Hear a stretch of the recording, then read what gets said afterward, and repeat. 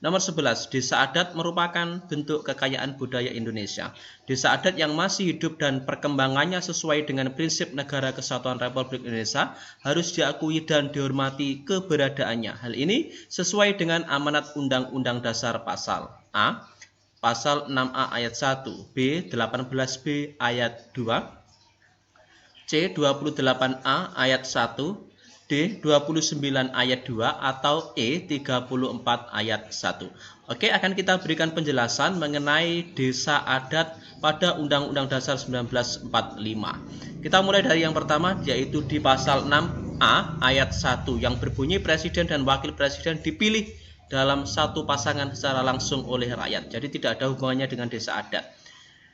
Kemudian pasal 18B ayat 2 berbunyi negara mengakui serta menghormati kesatuan-kesatuan masyarakat hukum adat beserta hak-hak tradisionalnya sepanjang masih hidup dan sesuai dengan prinsip Negara Kesatuan Republik Indonesia. Ini yang sesuai dengan aturan desa adat.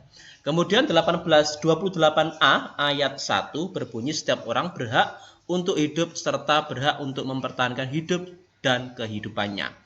Pasal 29 ayat 2 yang berbunyi negara menjamin kemerdekaan tiap-tiap penduduk untuk memeluk agamanya masing-masing dan untuk beribadah menurut agamanya dan kepercayaannya itu. Pasal 34 ayat 1 fakir miskin dan anak-anak yang terlantar dipelihara oleh negara. Jadi kalau kita berdasarkan pada kelima rincian tersebut, maka pasal dalam Undang-Undang Dasar 1945 yang berkaitan dengan tindakan mengakui dan menghormati desa adat yang masih hidup dan perkembangannya di sini sesuai dengan pasal 18B ayat 2. Negara mengakui serta menghormati kesatuan-kesatuan masyarakat hukum adat. Jadi jelas jawabannya adalah pilihan jawaban yang B. Oke, kita berikan informasi untuk teman-teman semuanya. Di sini ada siap jadi ASN yang membuat Anda benar-benar siap ya. Tunjukkan bahwasanya Anda memang siap untuk jadi ASN ya. Caranya seperti ini. Di sini ada banyak tryout yang dilakukan secara nasional. Di sini ada riwayat tryoutnya seperti apa, dapat ranking berapa secara nasional, statistiknya juga seperti apa. Kita akan berikan di sini di kiri ada namanya rapot belajar. Di rapot belajar Anda akan terekam secara otomatis di sini sudah berapa tryout yang sudah diikuti, kemudian sudah berapa tryout yang sudah lulus, kemudian nilai rata-ratanya berapa, kemudian hasil TO yang terakhir. Jadi di sini teman-teman bisa melihat progresnya dari tryout yang pertama sampai tryout yang terakhir, apakah ada peningkatan dari segi peringkat secara nasional. Kemudian untuk bahan belajar di sini juga disediakan e-book secara gratis ya. Jika sudah Anda terdaftar, Anda tinggal download saja. Di sini sudah disediakan 17 paket untuk e-booknya ya.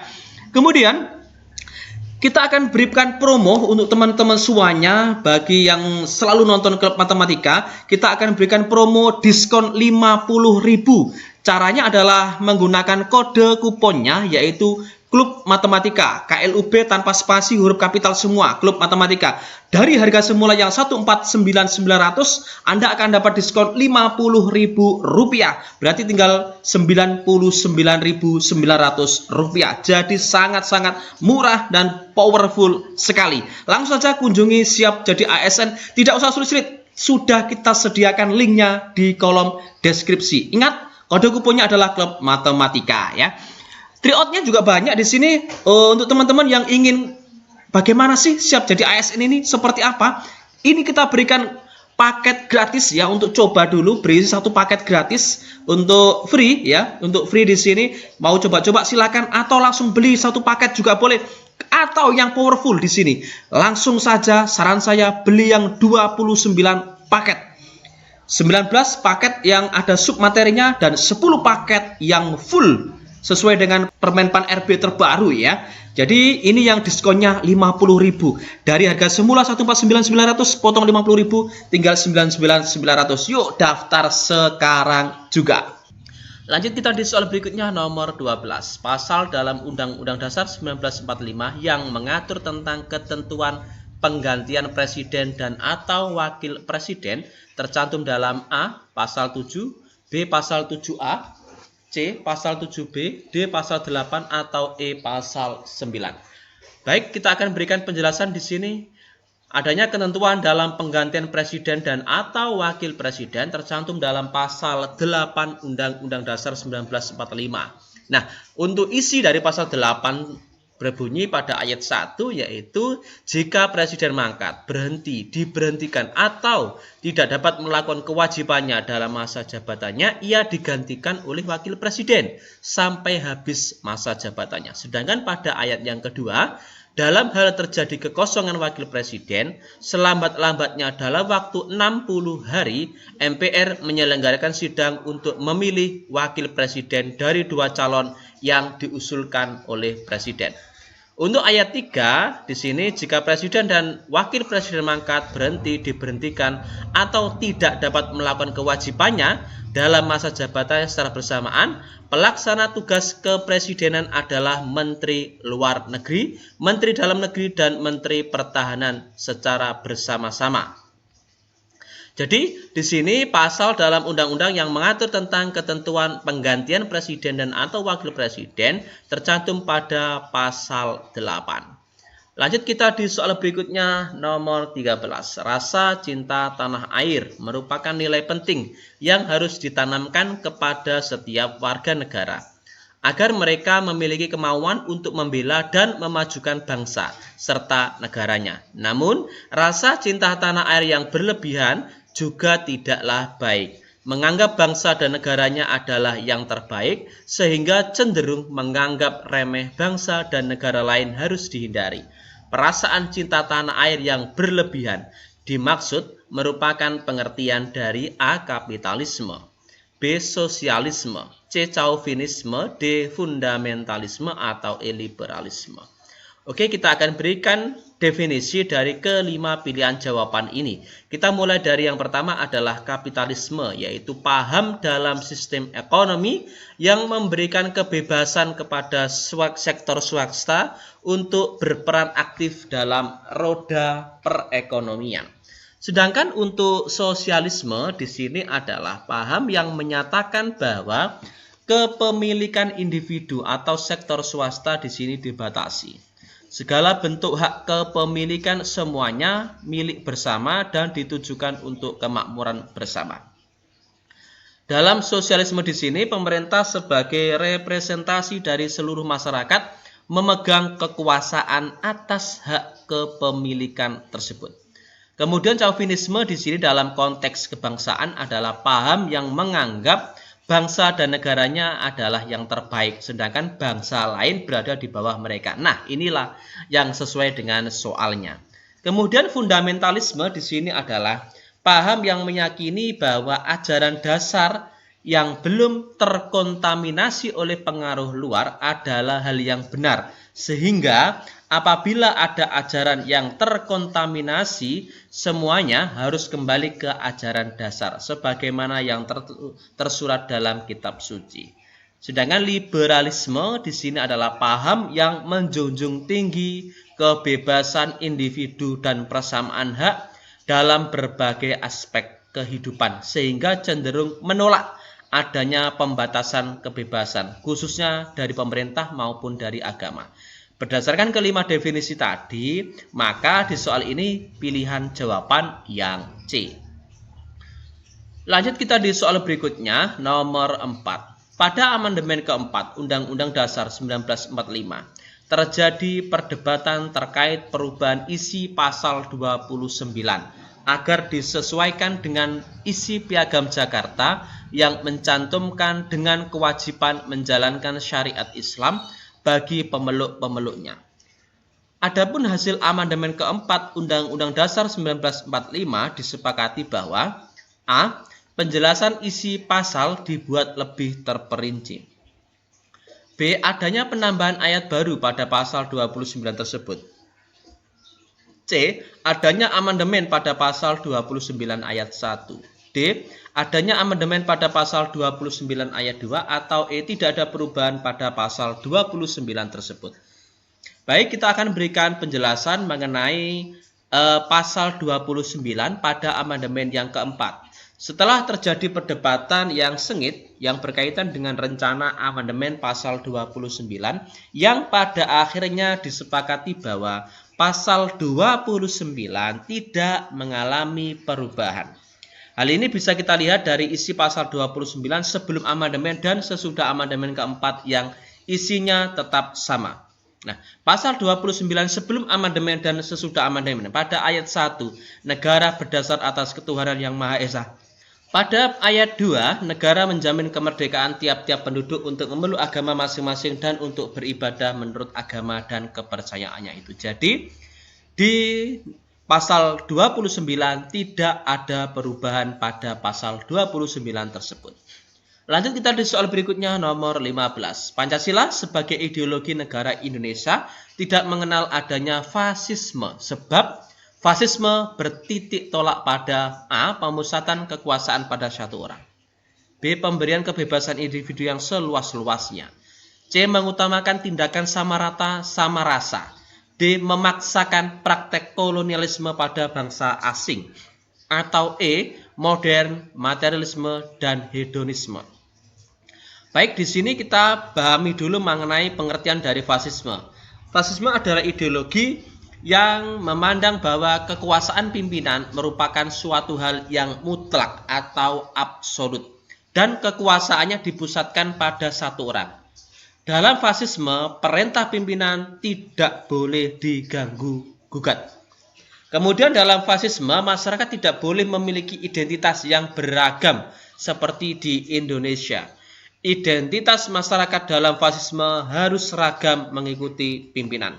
Jadi, jawabannya di sini fasisme bertitik tolak pada pemusatan kekuasaan pada satu orang. Pilihan jawaban yang A. Nomor 16. Pada masa pergerakan nasional, banyak bermunculan organisasi-organisasi yang bertujuan memperjuangkan kemerdekaan Indonesia. Adapun organisasi yang muncul pada pergerakan nasional, salah satunya adalah Sarekat Islam yang sebelumnya bernama Sarekat Dagang Islam. Adapun tokoh yang mengubah nama dari Sarekat Dagang Islam menjadi Sarekat Islam adalah A. K.H. Hasyim Asy'ari, B. K.H. Ahmad Dahlan, C. Hos Cokro Aminoto, D. H. Samanhudi, atau E. Haji Agus Salim. Oke, akan kita berikan penjelasan mengenai pergerakan nasional khususnya tentang Sarekat Islam ya. Kiai Haji Hasyim Asy'ari ini adalah pendiri dari NU atau Nahdlatul Ulama. Sementara pilihan jawaban yang B, Kiai Haji Ahmad Dahlan merupakan pendiri dari Muhammadiyah. Sedangkan Hos Cokro Aminoto adalah tokoh yang mengubah nama Sarekat Dagang Islam menjadi Sarekat Islam. Adapun alasan pengubahan nama tersebut yaitu untuk memperluas ruang lingkup organisasi yang semula hanya dalam bidang ekonomi atau perdagangan saja menjadi dalam bidang ekonomi dan politik. Sementara untuk Haji Samanhudi adalah pendiri dari Sarekat Dagang Islam. Kemudian untuk Haji Agus Salim adalah salah satu tokoh dalam Panitia 9 yang bertugas dalam perumusan dasar negara. Berdasarkan uraian tersebut, maka yang mengubah nama Sarekat Dagang Islam menjadi Sarekat Islam adalah Hos Cokro Aminoto. Pilihan jawaban yang C. Lanjut kita di soal berikutnya nomor 17. Latihan tes CPNS bersama klub matematika. Apabila presiden dan atau wakil presiden terbukti melakukan korupsi, maka lembaga negara yang berwenang untuk memberhentikan presiden dan atau wakil presiden tersebut yaitu A. Majelis Permusyawaratan Rakyat, B. Dewan Perwakilan Rakyat, C. Mahkamah Agung, D. Mahkamah Konstitusi, atau E. Komisi Pemberantasan Korupsi. Baik, akan kita berikan penjelasan di sini di nomor 17. Berdasarkan pasal 3 ayat 3 Undang-Undang Dasar 1945 disebutkan bahwa MPR hanya dapat memberhentikan presiden dan atau wakil presiden dalam masa jabatannya menurut Undang-Undang Dasar. Adapun menurut Undang-Undang Dasar, hal-hal yang membuat presiden dan atau wakil presiden diberhentikan dari masa jabatannya, yaitu apabila terbukti telah melakukan pelanggaran hukum berupa pengkhianatan terhadap negara, korupsi, penyuapan, tindak pidana berat lainnya, atau perbuatan tercela, maupun apabila terbukti tidak lagi memenuhi syarat sebagai presiden dan atau wakil presiden. Hal ini tercantum dalam pasal 7A Undang-Undang Dasar 1945. Jadi berdasarkan undang tersebut, pilihan jawaban yang tepat adalah MPR, Majelis Permusyawaratan Rakyat. Lanjut kita di soal nomor 18.